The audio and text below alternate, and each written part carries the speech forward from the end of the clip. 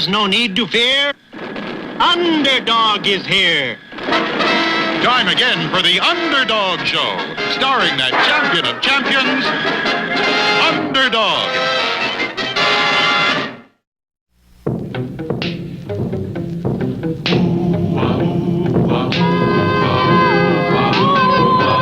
When criminals in this world appear and break the laws that they should fear and frighten all who see or hear, the cry goes up both far and near for Underdog.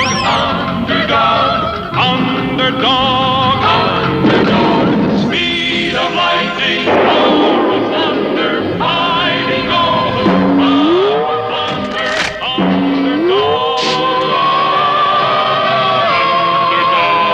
Underdog.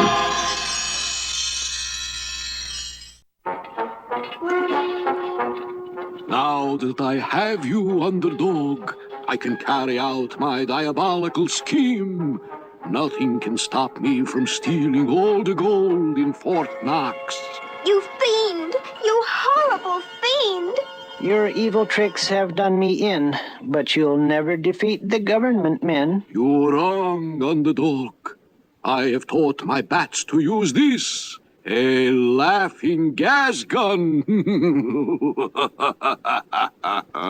Oh, Underdog, isn't there anything you can do to stop them? I fought so hard I can't do a thing. I can't even reach to open my ring. Your ring? The secret compartment of my ring I fill with an Underdog super energy pill. Oh, of course. And even I can't reach the ring because of our chains. Away, bats!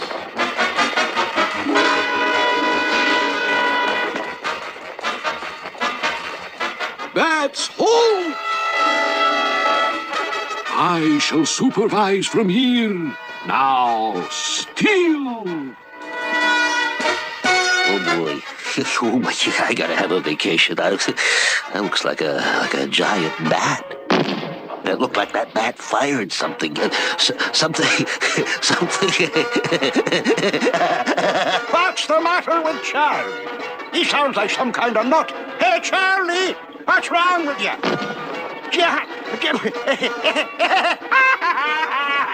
Holy gold bricks! Charlie and Bob are really cracking up. Well, I better get some help. I can't. Now, my fine bats, fly down that elevator shaft and bring up the bars of gold.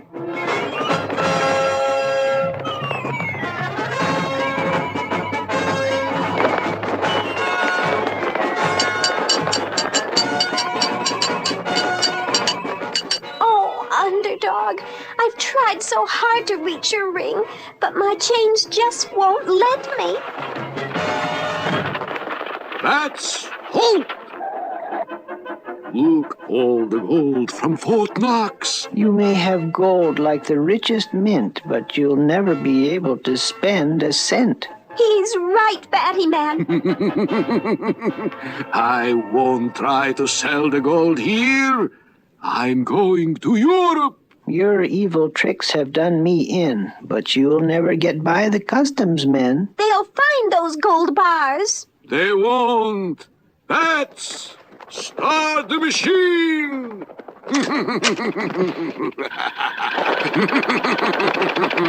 You see, my bats and I shall go to Europe as bowling ball salesmen.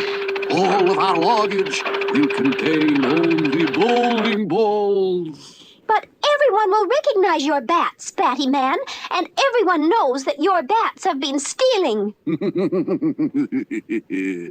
Poor, pitiful Polly. My bats will be disguised like this.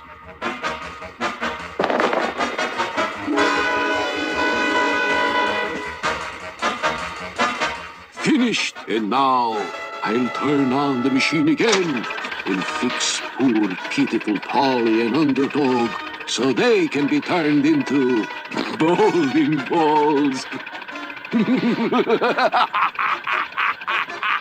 You fiend! You horrible fiend! Underdog and Sweet Polly moved slowly toward the great stamping machine, which would turn them into bowling balls. This surely seems to be the end of everything. Is it? The answer lies ahead in our next exciting episode.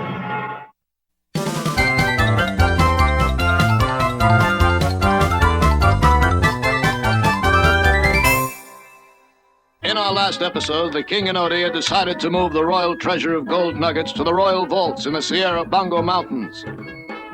Odie's plan was to move the treasure by train. Using the utmost secrecy, he had devised a clever way of concealing the gold on the train. Oh, that's good, good. No one would ever think of looking in the... Shh! Complete secrecy, Your Highness. But Itchy Brother had overheard the plan to move the gold by train, and he and Biggie Rat plotted to steal the train, lock, stock, and baggage car. They cleverly disguised themselves. And when the train pulled out, Biggie was the engineer and Itchy was the conductor. However, the king had his suspicions.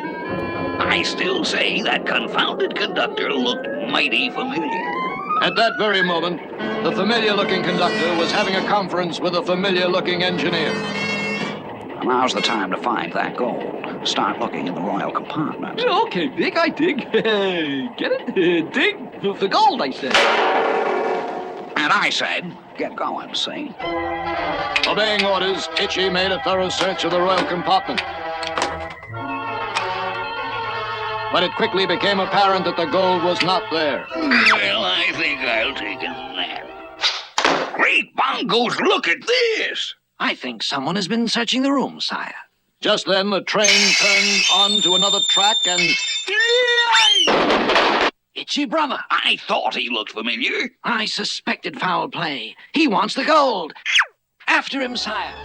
And as the great train roared higher into the mountains, a desperate chase took place through every car.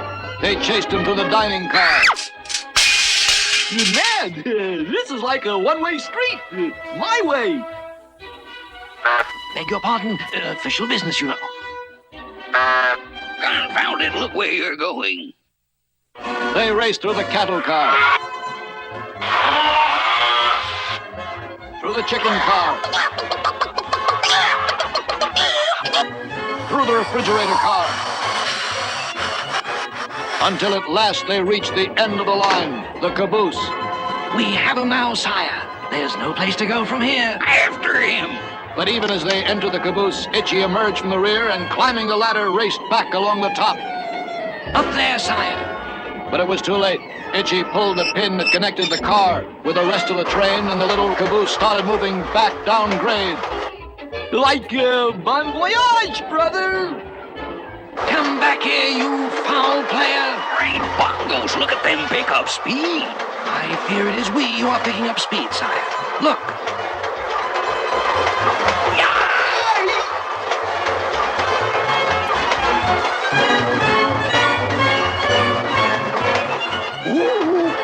Hang on, sire. Look out. Oh, my. That was a close one.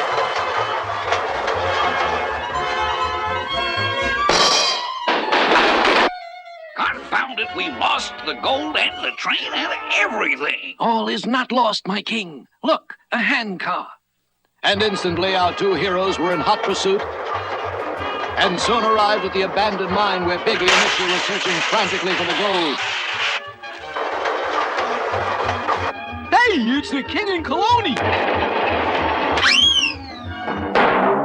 All right, Casey, where's the gold? Right here. And here. Yes, the clever Odie Colony had painted the gold black to look like coal and concealed it in plain sight in the train's coal car. Now, with the gold locked safely in the vault,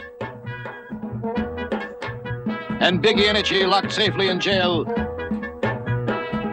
peace came once again to Bongo Congo. But for how long? Don't miss the next adventure of the King and Odie.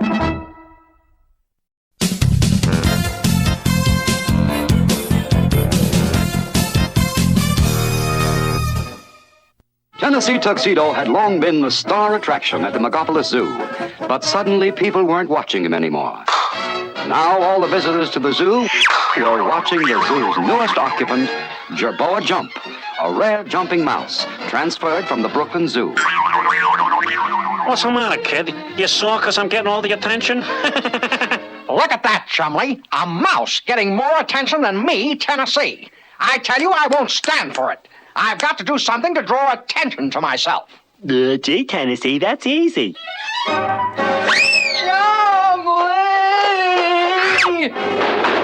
You see, Tennessee? You went higher than Jerboa Jumps. You went so high. You dim-witted walrus. I want to get attention by doing something to make me a hero.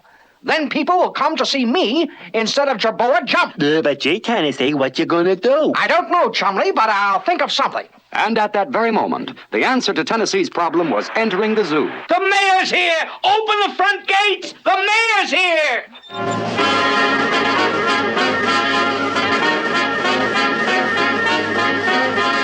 Come on, Chumley. Something tells me this is the answer to my problem. Okay, Tennessee. Come in, Mayor. Come in. Livingston, did you know that the ancient Aztec Indians actually had a zoo of their own? Why, no. Well, they did. And I want to find some evidence of that ancient zoo and put it on display right here in the Megapolis Zoo. A wonderful idea. Of course. And I'm delegating you to hire some archaeologists who will go to Mexico and find the kind of evidence we need. Archaeologists? Right. And you tell them that if they find me the evidence of that Aztec zoo, I'll make them public heroes. I'll tell the mayor. I'll handle it right away. See that you do, Livingston. Good day. He's leaving, Chumley, and I heard all. I'm going to be famous. I'll just... Hold it! Hold it! No! Good morning, Stanley.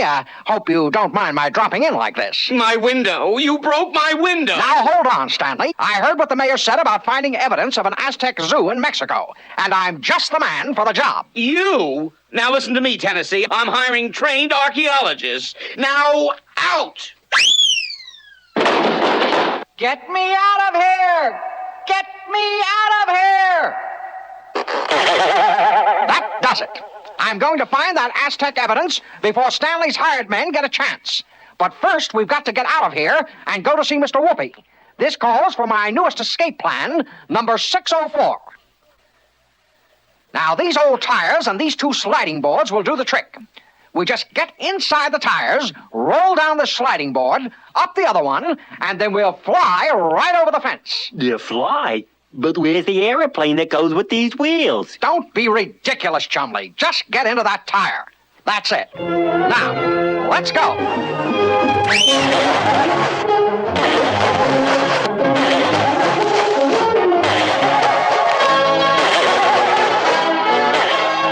Help me, Tennessee. Look at that, Charlie. Flying saucers. How does that grab you? Crazy Jack. Think we ought to report him? Don't be silly. Who'd believe us? Who indeed? Perhaps no one but Phineas J. Whoopi, at whose home our heroes soon arrived. Well, boys, I'm glad you bounced in. Yes, Mr. Whoopi, we need your help. We've got to find evidence of an Aztec zoo. Only we don't know anything about the Aztec Indians. The Aztecs, eh? Well, I think we can dig something up on that. Yes. Let's take a look in my three-dimensional library. Well, let me see. Asia, Australia, automobiles. Yes, here we are, Aztec. Yeah! Oh, my. I really put your foot into it, didn't I? Sorry, Tennessee. Well, now... Oops. Let's open up the book, shall we? Step right into the book, boys. These 3D books really give you the feel of history. Well, now, it was about the year 1200 that the Aztec Indians moved down from North America into what is now Mexico. The Aztec Indians had bows and arrows, while the other Indians had only clubs. So the Aztecs always won the battle. All right, wise guys. Let's don't make this a sore subject. Go ahead, Mr. Whoopi. Oh, yes. Well, by the year 1400 or so, the Aztecs and their better weapons had conquered almost all of Mexico. They called their capital city Tenochtitlan. Tenochtitlan was a very lovely city. Many of the buildings were made of light-colored stone, which shone in the sunlight. There were lovely homes and beautiful temples. Gee, Mr. Whoopi, they must have had a lot of rain. The streets were all flooded. Oh, no, Chumley. These are canals. The Aztecs used canals instead of streets. I wonder if their throughways were slippery when dry. Oh, yeah. Get me out of here! Get me out of here! Say, Mr. Whoopi, look at that archway over there where those two fellows are standing. What do those pictures on the archway mean? Well, you see, the Aztecs didn't have any alphabet like we do. They wrote with pictures. That's the Aztec Zoo. The zoo? Remember that, Chumley. Remember how it looks. Now, one last thing, Mr. Whoopi. You don't hear about the Aztecs today. What happened to them? Well, in the year 1518, a Spaniard named Hernando Cortez sailed with a large army to fight and conquer the Aztecs. There was a fierce battle, and the Aztecs lost. Today, Mexico City is where Tenochtitlan was. Well, if the evidence of an Aztec zoo is in Mexico, we know enough to find it. And I'll be a public hero. Phineas J. Whoopi, you're the greatest. Come on, Chumley. It's off to Mexico. CC, Tennessee. And shortly after, Tennessee and Chumley were on their way to Mexico. Stanley Livingston was sending off the two archaeologists he had hired. Now remember, men, we must have positive proof that the Aztecs had a zoo. We need something special that we can put on display right here in our own zoo. Don't worry for a moment, Mr. Livingston. If there's evidence there, we will find it. Do that, and the mayor promises to make you public hero. Yes, well, consider it done, old chap. We'll bring back the finest proof imaginable. But even the two archaeologists, enthusiastic as they were, could not have been prepared for the kind of evidence they saw when they arrived at the Aztec ruins in Mexico. Look over there, Richard. Is that proof of a zoo, or is that proof? Oh, it's amazing, old fellow. That is proof. Won't that Livingston chap be happy when we bring those back? He'll be delirious, Richard. Hurry and get the nets or the crates, or let's get to work. And so, in an amazingly short time, the two archaeologists returned to the Megapolis Zoo carrying two large crates. Do you mean you've already got positive proof that the Aztecs had a zoo? Just you wait and see, old bean. Open up the case, Richard. There's your proof, Ducky. The Aztecs must have had a zoo. Why else would we have found these? A penguin and a walrus. Oh, no! No! You did it again, Tennessee. You ruined everything. But I'll show you. You'll get the punishment I promised you. And so it was that, strangely enough, the attention of the zoo's visitors was suddenly drawn away from Jerboa Jump. For now, there was an even newer attraction. Stick right up, folks. It's all free. Toss the balls at the funny faces. I guess you're happy now, huh, Tennessee? We're getting all the attention. Chumley, how can you be such an oddball?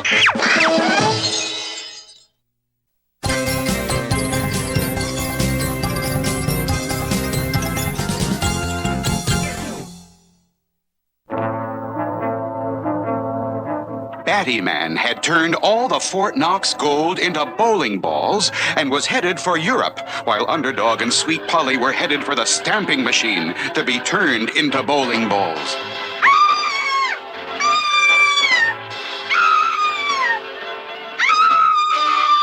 Screaming and yelling won't help a thing.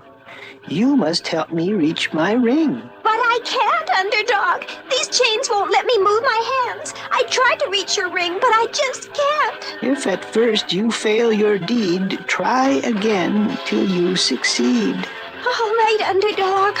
I'll try. But I'm sure it's no use. Are all these guys with you? Yes, Inspector. These are all my salesmen. I have a bowling ball company, and they sell my bowling balls. Well, I still got to check your luggage. Let's see now. Bowling balls, okay. Bowling balls, okay. Bowling balls, okay. Bowling balls, okay. If at first you fail your deed, try again till you succeed. I'm trying. trying, Underdog, but now the steam is making my hands all wet and slippery. If the steam has made you slippery now, then slip out of your chains somehow. I did, Underdog. I slipped right out of my chains. My ring. Oh, yes, your ring. The secret compartment of my ring I fill with an Underdog super energy pill. Oh,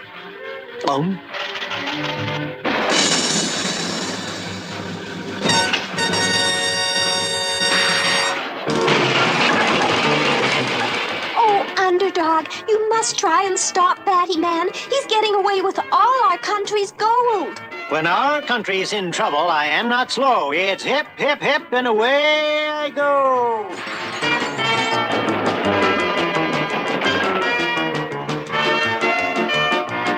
Smell that salt air. Ah, my fine bats. Nothing like an ocean cruise to make you feel well. Oh no, it can be. Not Underdog.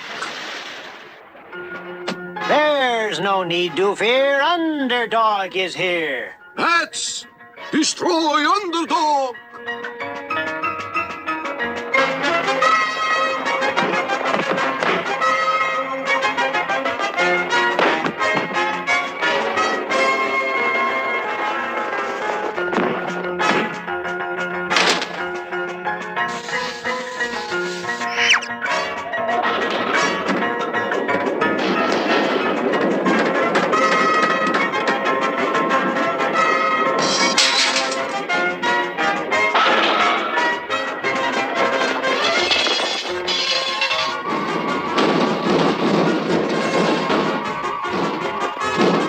Now, Batty-Man, it's just we two, and I'm going to teach a lesson to you. Wait, it was all a mistake.